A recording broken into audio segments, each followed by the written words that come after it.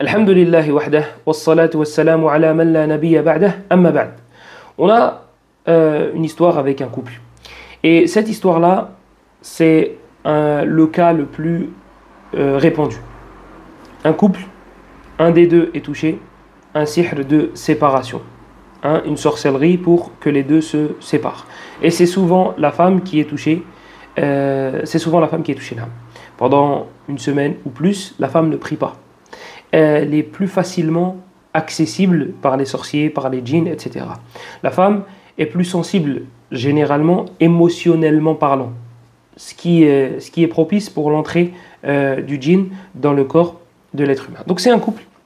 On nous dit que l'époux est parti, raconte que son épouse, dès lors qu'il entrait dans une pièce, la pièce devenait étroite pour elle. À ses yeux, ça y est, c'est une catastrophe. Il faut qu'il y en ait un des deux qui sorte.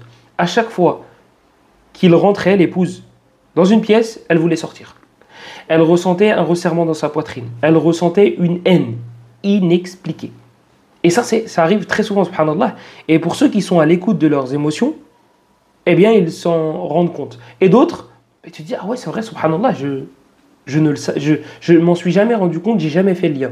À chaque fois que monsieur rentre dans une pièce, madame n'est pas contente.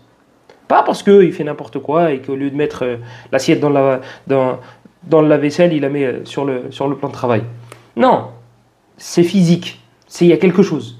Et c'est souvent la question qu'on pose. C'est, est-ce qu'il y a des disputes inexpliquées, premièrement? Est-ce qu'il y a une haine inexpliquée? C'est pas il m'a dit quelque chose, ça m'a vexé, c'est resté sur le long terme. Non. Et je ne parle pas des disputes qui arrivent à tout le monde. Et ça peut être inexpliqué aussi, ça peut être...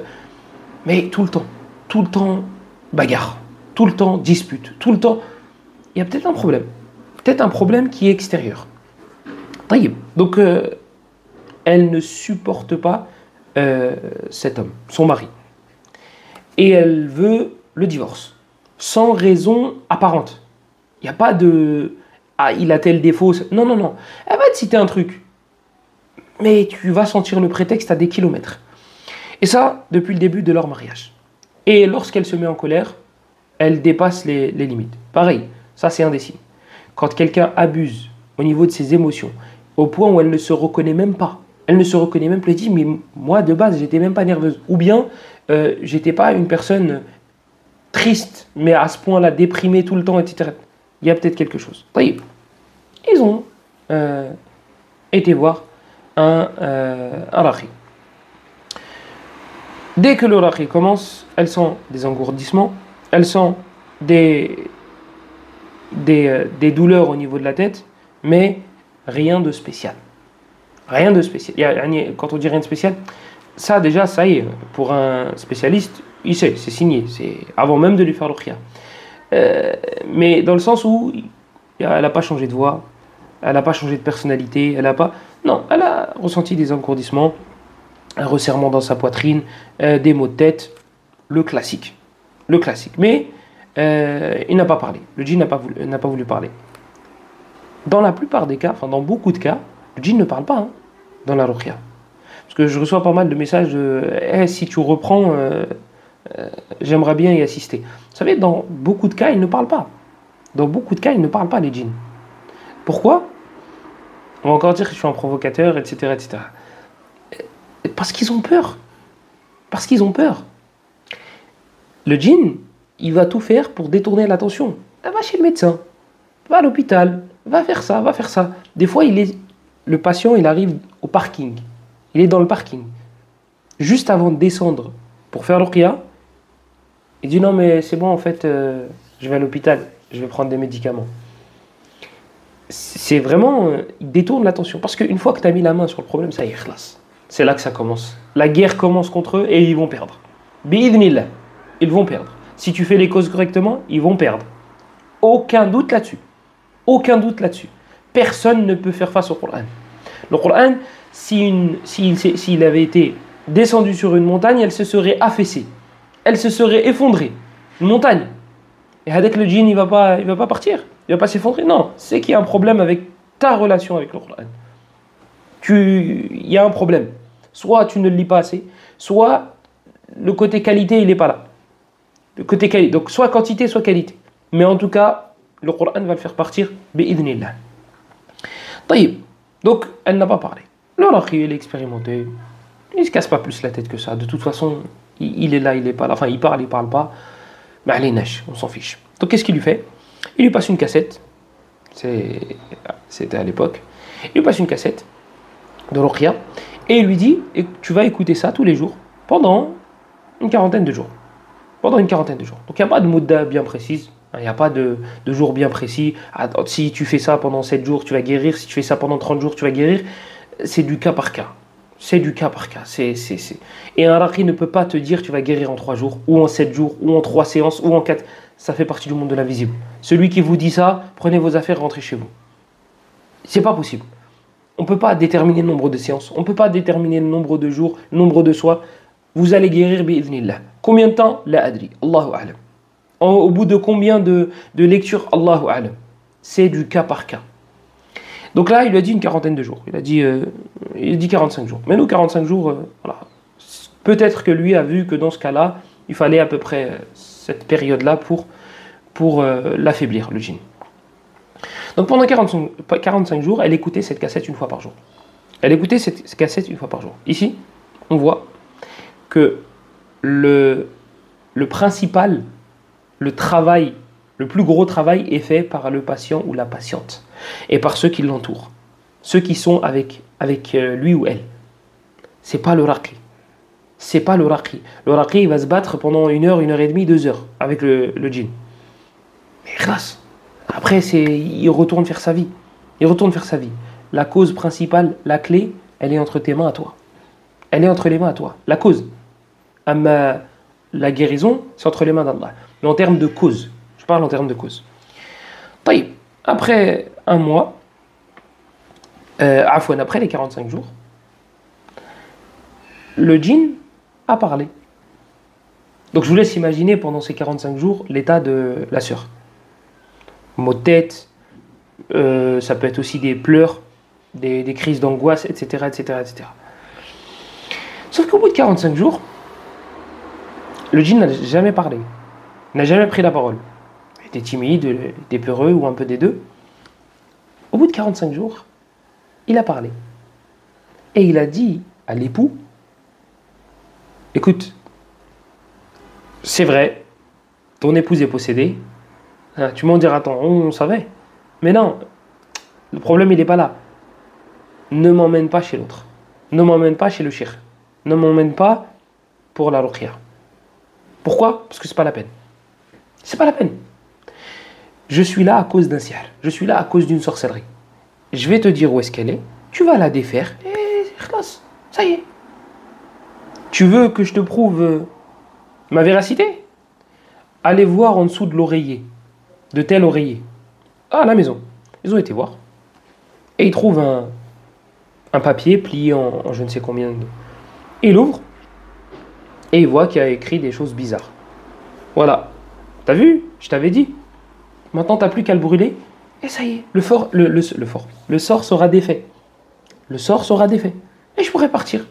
Donc, brûle ça. Je vais sortir du corps. Et je demanderai à ton épouse juste de me serrer la main. Tu vois, en guise d'adieu. Et là, ça y est. On n'en parle plus. Bah, l'époux, là, pour lui, c'est une porte. Ça, c'est une issue de secours. Là, ça y est, il va me laisser tranquille, je vais laisser tranquille, on va reprendre notre vie normale. Elle va plus me détester. Ça y est. Donc lui, miskin, et c'est souvent le cas des gens dans ce genre de situation, sont désespérés. Donc en face, tu as quelqu'un qui va en profiter. Soit le djinn, soit l'humain. Soit les démons djinn, soit les démons humains. Et pour moi, les démons humains sont pires que les démons djinn. Les démons humains sont pires que les démons djinn. Croyez-moi, je connais les deux. Démon djinn, tu récites, il danse, il chante, il crie, c'est bon, j'arrête, etc. Démon humain, il prie avec toi à la mosquée. Démon humain, il t'embrasse la tête. Bref. Donc là, il lui dit, écoute, voilà, ça y est, là, ah oui, du coup, démon humain, à qui je fais référence dans ce genre de contexte? Pas ceux qui prennent...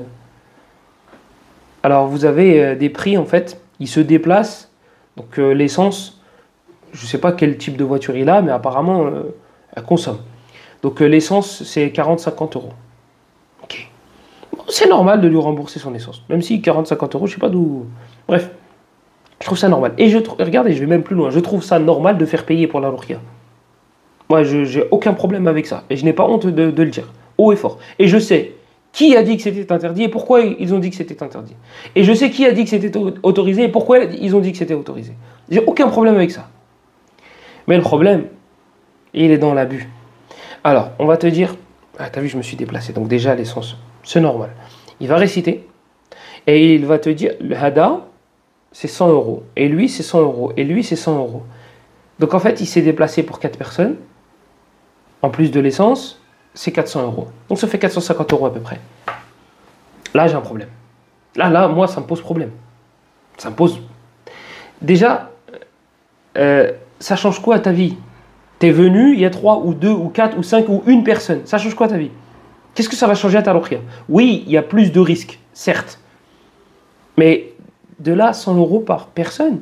Et même si tu te déplaces que pour une seule personne, 100 euros la tête, mais ça fait beaucoup. Sachant qu'en général, ça ne dure pas plus d'1 heure. Donc 100 euros par personne pour moins d'1 heure. Et en plus, il y a l'essence. 150 euros la ruqya. Mais ce genre de personnes, qu'est-ce qu'elles font? Quand elles arrivent, elles savent que je vais faire ruqya à une sœur. Ok, mais la sœur, elle a un mari. Je crois que tu es touché toi aussi. Businessman, mais lui, celui-là, franchement, 20 sur 20. En termes de business, celui-là, il faut l'embaucher dans votre entreprise. C'est un businessman, mais il va vous vendre vos produits, mais il vient et il dit, ouais, la ruqya, c'était pour elle. Toi aussi, tu es touché, je pense, Akhi. Tu as des blocages dans ta vie? Non. Tu travailles? Oui. T'es marié, du coup, oui. Je pense que toi aussi, tu as du ciel. Je pense que, d'ailleurs, le blocage vient de toi. Mais je vais lui faire à elle aussi, hein, t'inquiète. T'inquiète, le super-héros est là. Ça fait quoi? Ça veut dire qu'il va faire pour les deux. Il a ses 200 balles. Et le Porsche Cayenne, il faut le nourrir. Hein. Et il consomme beaucoup. Ça fait 250 euros. Alors si en plus de ça, il y a quelqu'un d'autre qui a voulu par malheur assister à la scène, c'est sûr et certain, lui aussi il est touché. Mauvais œil.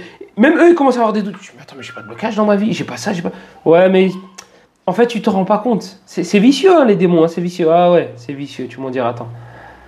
Et voilà. Et il prend 300, 350 euros, 400, 450 euros. Voilà. Et là, ce gars-là, il fait 3 ruqya par jour, 3 familles différentes. Ça y est. Et il va bronzer l'été au bled. Donc faites attention. Faites attention, faites attention. Moi, je m'en suis jamais caché. Par rapport à l'argent, au salaire, etc., etc. Je m'en suis jamais caché.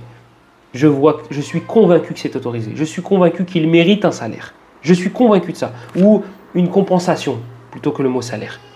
Ils prennent des risques. Pourquoi on dirait, pourquoi dire non? Et il y a des savants qui ont des arguments, qui disent que c'est autorisé. Il y a même certains qui ont écrit des rasaïl là-dessus, des livres là-dessus.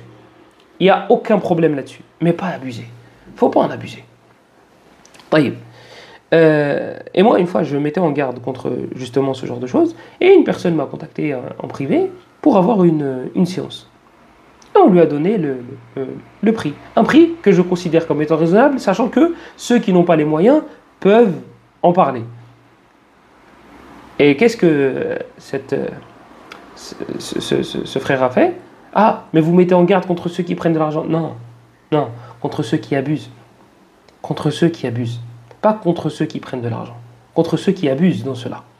Après, la compréhension, c'est une ni'ma qu'Allah ne donne pas à tout le monde. Bref. Donc, après 45 jours d'écoute, le djinn parle. Il lui dit, t'as vu? Je t'ai prouvé ma véracité. Je t'ai dit où est-ce qu'il était le sihr. Donc maintenant, c'est bon, tu peux... Ça y est, ciao. Il lui dit oui. Le mari dit oui. L'époux dit oui. Quand un djinn demande quelque chose, ne le faites pas. Ne le faites pas. Il ne veut pas votre bien. Il ne veut pas votre bien. Ne faites pas, ne faites rien. Ne vous étalez pas dans les discussions. Ne vous étalez pas là-dessus. Je sais que c'est tentant, moi le premier. Ne vous étalez pas. La plupart du temps, c'est soit de la perte de temps, soit la personne miskina qui est là, elle est en train de subir, elle veut qu'on la laisse tranquille. Donc, là, va chercher le sihr. Bon, À la rigueur, va chercher le sihr si c'est dans un endroit dans la maison, c'est accessible, ou s'il ne nous demande rien de spécial, hein, va égorger telle bête, va faire ça, pourquoi pas? Peut-être qu'il a raison. Mais regardez, là, je sors et il serre la main. Elle me serre la main. Et pourquoi? Bref, il brûle le papier, il sort, son épouse serre la main pas dans le vide du coup, vu qu'il était là l'autre. Et après une semaine ou deux, sans surprise, il est revenu. Alors il est revenu, comment ça s'est manifesté? Il n'est pas re-rentré, il a dit bonjour, je suis là. Non, les symptômes. Elle est tombée malade, dépression, maux de tête, etc., etc., etc. Et quand tu vas chez le médecin dans ce genre de cas, dans ce genre de situation, ils te disent oui, c'est un virus. Prenez tel médicament. Ouais, c'est une dépression. Ouais, peut-être que c'est dû à ça. Peut-être que c'est dû à ça. Et au bout de 2-3 mois de médicaments, etc., tu te rends compte que ils n'ont pas trouvé, mais ils sont en train de te balader. Donc après une semaine, ils décident de retourner voir le Raqi. Après le fait qu'il soit revenu à Hada. Et regardez, c'est un spécialiste dans son domaine, le Raqi. Pourquoi ils ne sont pas revenus le voir? Pourquoi ah mais le djinn il a dit c'est bon, etc. Si c'est son domaine, s'il passe quand même, contrôle technique. Il passe, donc du coup ils reviennent chez le Raqi. Et le Raqi a à peine fait l'isti'adha, a'udhu billahi minash shaitanir rajim, que le djinn a parlé.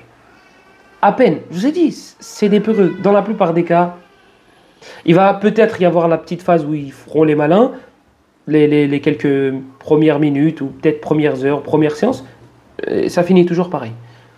Donc là, à peine il fait l'isti'adha, il dit écoute, cheikh, écoute, je pars. Il dit je pars. Il dit mais je peux pas, je suis bloqué. Le cheikh lui a dit tu as menti, tu leur as menti. Ah oui, le cheikh, il a fait le reproche à l'époux. Pourquoi tu lui as tendu la main, serré la main, etc. Il lui dit pourquoi tu as fait ça? Il lui dit tu as commis un péché en faisant ça. Oui. Il récite, à peine il fait l'isti'adha, l'autre il déclenche. Et comme je vous ai dit, ça c'est récurrent. Ça c'est récurrent. Et je suis parti très récemment faire une ruqya à une sœur. Et sa maman était présente. Et c'était pour elle. C'était pour la sœur. Donc c'était pour la fille. Et la mère a dit bon moi je suis fatiguée. Quand vous aurez fini la ruqya, vous me faites signe. On n'avait pas commencé la ruqya. Je lui ai dit non, toi tu restes assis. Toi tu t'assois. Toi tu restes avec nous. Parce que j'ai vu que... Et de toute façon dans un foyer c'est rare qu'il n'y ait qu'une seule personne qui soit touchée. Donc je lui ai dit non, toi tu restes avec nous. Elle s'assoit. Elle me dit pourquoi? Je lui dis reste. Elle s'assoit. Elle me regarde. Et elle commence elle me dit j'ai envie de pleurer. Je dis je sais que tu as envie de pleurer. Je dis mais j'ai pas encore commencé donc tu pleureras quand je commencerai. Et après elle a mis un coup de poing, un petit coup sur la table, un petit peu, pour faire montrer qu'il était fort, celui qui était à l'intérieur du coup. Et il m'a insulté. Et il s'est levé. Et moi j'étais satisfait de mon calcul. Parce que normalement c'était pas pour elle la ruqya. C'était pas pour elle. Et juste avec quelques échanges, j'ai repéré. Donc j'étais plutôt satisfait de mon analyse. Donc j'ai pas prêté attention. Par contre, quand elle s'est levée, je lui ai dit tu t'assois, sinon tu pourras plus jamais te servir de tes jambes. Elle s'est assise. Et comme il y avait la famille des deux là, hein, de la maman et de la fille, et qu'il y avait des personnes assez jeunes, je voulais leur transmettre le message suivant. Les djinns, c'est pas les mêmes qu'à la télévision, c'est pas les mêmes qu'à Hollywood. Donc là, vous avez entendu qu'il a insulté, etc. Moi, je voulais leur transmettre justement que ça, c'est du cinéma. Donc je me suis levé, j'ai dit, et elle a commencé à trembler, et je lui ai dit, je veux que tu dises aux gens qui sont présents, qui a peur de qui? Parce que tu t'es levé, tu m'as insulté, etc., etc. Moi, je veux que tu dises à ceux qui sont présents, qui a peur de qui? Est-ce que c'est vous qui avez peur de nous, ou nous qui avons peur de vous? Je dis, selon ta réponse, je vais réagir. Et sa voix tremblait, elle disait, non, c'est nous. Je dis, peut-être qu'ils n'ont pas compris, répète. Elle dit, c'est nous. C'est toujours comme ça. Sachez une chose, c'est toujours comme ça. Oui, mais après, alhamdoulilah, lui, il n'est pas resté longtemps. Donc, le Raqi dit à la personne, dit au djinn, pardon, Il faut que tu partes. Le djinn dit, ça y est, moi, je ne resterai pas. Je ne resterai pas, c'est pas la peine. Je veux partir, mais je ne sais pas comment faire. Et ça, c'est possible que ce soit vrai. C'est possible. C'est possible. Si c'est du sihr, il est peut-être bloqué. Dans ce cas-là, surat al-Falaq, matin, midi et soir. Faites des séries de 10, 15, 20 minutes. Plusieurs séries par jour. Combien vous voulez. Plus vous en ferez, plus ce sera efficace. Donc c'est peut-être vrai. Mais vous défaites le sihr avec le Coran. Avec le Coran. Si vous savez où est-ce qu'il est le sihr, tant mieux. Si vous ne savez pas, le falaq. Le falaq. Si vous voulez rajouter des versets qui parlent de la ruqya, faites-le. Et qui parlent, pardon, du sihr, faites-le. Le falaq, c'est suffisant. Fatiha al-falaq, c'est suffisant. Taïb. Le cheikh demande, est-ce que tu es musulman? Le djinn dit oui. Taïb, là, voilà, là, ça c'est... Là, on s'écarte un petit peu, là. Là, il est musulman, il n'est pas musulman, il dit oui, est-ce que c'est vrai? Il dit non, est-ce que c'est pas vrai? Voilà. Mais le cheikh, il voulait arriver à un résultat, c'était quoi? Bah, t'es musulman? Oui. Bah, tu sais que c'est interdit de commettre des injustices, tu sais que c'est interdit de faire du sihr, tu sais que c'est interdit de travailler avec des sorciers. C'est à ce résultat qu'il voulait arriver. Est-ce que c'est bon de le faire ou pas?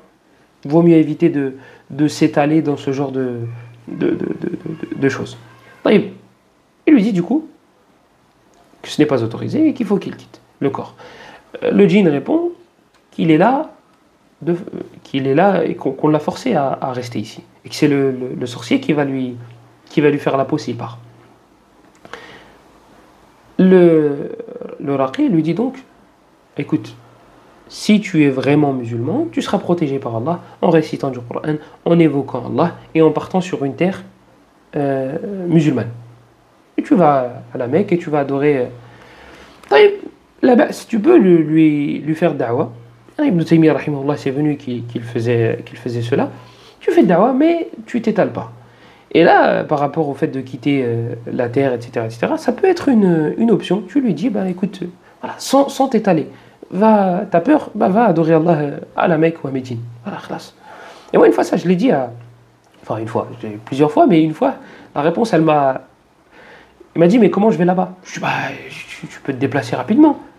Il me dit, mais je peux pas me déplacer rapidement. Comment je fais pour me déplacer? Je dis, moi, je peux pas t'aider là-dessus. Il me dit, bah, j'y vais comment alors là-bas? Bon, il se moque de moi, je me moque de lui. Je dis, bah, va en avion. Il me dit, j'ai peur de l'avion. Bon, après, je ne vais pas vous raconter la suite, parce que c'est parti en... Il joue. Voilà, la preuve que là, ça servait à rien de s'étaler. Lui, celui-là, il se moquait. Il se moquait. Donc lui, il lui fallait des trucs. Mouhim, il lui dit du coup que si il sort, il peut aller adorer Allah subhanahu wa ta'ala dans une terre dans laquelle il n'y aura pas ce genre de choses et ce genre il n'y aura pas de répercussions négatives pour lui. Et alhamdoulilah, il s'est repenti, soi-disant, en tout cas il est sorti, la sœur allait mieux, elle va mieux, et tout est bien qui finit bien. La morale de l'histoire, évoquez beaucoup Allah, cramponnez-vous au Coran, avant que ce soit trop tard. Et quand je dis trop tard, c'est pas je suis possédé donc c'est trop tard. Non, avant que ce soit trop tard, avant que tu meurs. C'est de ça dont je parle. Avant que le mot Coran sonne négatif dans ta tête. Pourquoi? Parce que l'autre aura pris le dessus. Parce que ça fait des années qu'il est là et dès que tu entends le mot Coran, tu te braques et t'aimes pas. Et pour toi, c'est glauque. Et pour toi, le Coran, l'évocation d'Allah, les mosquées, tout ce qui est en rapport avec Allah, subhanahu wa ta'ala. Avant que on l'utilise par dépit. Le Coran, je dois guérir. Je dois lire le Coran. Non, je veux lire le Coran. Je veux évoquer Allah. Je veux aller dans la mosquée. Ce calme, cet apaisement, pour être plus précis, vous ne le trouverez nulle part ailleurs que dans l'évocation d'Allah. Vous ne pourrez pas trouver quelque chose de meilleur que le Coran, que la mosquée, que cet apaisement que vous avez lorsque vous écoutez un dars dans une mosquée en particulier dans les mosquées. Les anges qui entourent. Dans une mosquée dans laquelle tu prends un cahier et ta sœur ou ton frère en face de toi prend un cahier et vous révisez. Vous révisez des livres. Vous apprenez des informations sur votre religion. Wallahi thumma wallah. Prenez tous les pécheurs de la terre et demandez-leur s'ils ont déjà ressenti cet apaisement. Uqsimu lakum billah. Qu'ils ont déjà goûté au plaisir, mais pas à cet apaisement, pas à ce bonheur. Sadaq Allah. Et c'est Allah subhanahu wa ta'ala qui a raison, encore une fois. Ala bi dhikrillahi tatma'innul qulub. N'est-ce pas avec l'évocation d'Allah que les cœurs s'apaisent? Bala ya Rab, bien sûr que si. C'est le seul moyen, c'est le seul accès vers le bonheur, ici-bas et dans l'au-delà. Autre point, par rapport à ce qui vient d'être cité. Les couples sont souvent des proies et des cibles. Les couples, il y en a qui apprennent la sorcellerie principalement pour ça, pour séparer. Pourquoi? Parce que la jalousie, moi je voulais qu'elle se marie avec telle et avec telle, etc., etc. Ou même, je voulais même pas qu'elle se marie, je veux pas qu'elle réussisse. Et pour moi, son couple, c'est la réussite, je vais tout faire pour qu'ils se séparent. Donc, les couples, si vous êtes mariés ou si vous allez vous marier, protégez-vous, préservez-vous, rapprochez-vous du Coran. Quel lien a-t-on avec le Coran? De manière journalière, combien de temps je m'assois avec le Coran? Combien de temps? Tu as vu ton téléphone? Regarde le nombre d'heures que tu passes dessus. Divise-le par 10 le temps. Celui-là, tu le prends pour le Coran. Par 10. Tu prends cette partie-là. Un dixième, tu le prends pour le Coran. Et tu délaisses le téléphone.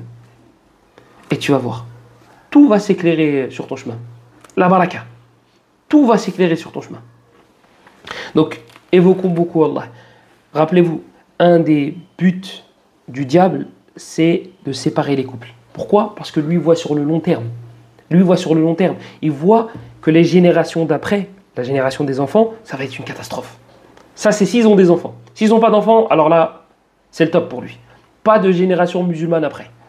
S'ils ont des enfants, l'éducation va être bancale. S'il manque un père dans une éducation, ça va être bancal. S'il manque une mère dans une éducation, ça va être bancal. Il faut les deux. C'est une sagesse de la part d'Allah qu'il y ait un homme et une femme dans un couple. L'homme, il remet sur les rails, la femme, elle remet sur les rails. Lui, avec sa manière, et elle avec sa manière. Elle va être plus affectueuse, l'enfant a besoin d'affection. L'autre, le papa, il va peut-être se servir un petit peu plus de la ceinture et des claquettes, parce que l'enfant en aura besoin. Il a besoin de la présence, l'enfant, d'un homme. Et il a besoin de la présence d'une femme. On a besoin des deux. On a besoin d'un certain équilibre. Bien sûr, le rôle de la maman et du papa ne se résume pas qu'à ça. Il y a des fois où tu n'as pas besoin de la claquette, tu n'as pas besoin de la ceinture. J'abuse volontairement. Mais pour vous dire qu'il y a besoin d'un équilibre. Il y a besoin. Le diable, lui, et vous connaissez le hadith, et dans Sahih, quand les démons viennent auprès du diable et lui disent: moi j'ai réussi à faire tomber tel dans la fornication, ouais toi t'as rien fait. Moi j'ai réussi à faire tomber tel dans tel péché, ouais toi t'as rien fait. Et quand il y en a un qui vient et qui dit: moi j'ai réussi à séparer un couple de musulmans, il dit: anta ant. Il dit: toi. Allez, toi t'es le rapproché. Et il le rapproche. Et il le rapproche de lui. Alors que c'est pas un péché. Il l'a pas fait commettre de péché. Le divorce est autorisé. Hadith abradul halali ila Allah at-talaq, hadith daif. Le hadith que vous trouvez souvent dans les réseaux sociaux, le halal le plus détesté auprès d'Allah et le divorce, il est daif. Le hadith n'est pas authentique. Hadith Abdullah ibn Umar dans le Sunan. Mohamed ibn Khalid al-Wahbi تفرد بذكر عبد الله ibn Umar في السند فقد شاذ. Bref, c'est pas le sujet.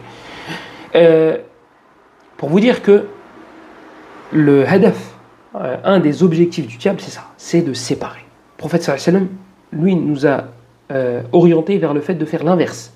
Dans le hadith de Muawiyah ibn Qurra, selon Ma'qil ibn Yasar, selon le prophète sallallahu alayhi wa sallam, dans lequel il dit: Tazawwajul wadud al-walud, fa inni mukathirun bikum al-umam. Le prophète sallallahu alayhi wa sallam nous dit: mariez-vous avec les fertiles et les femmes affectueuses.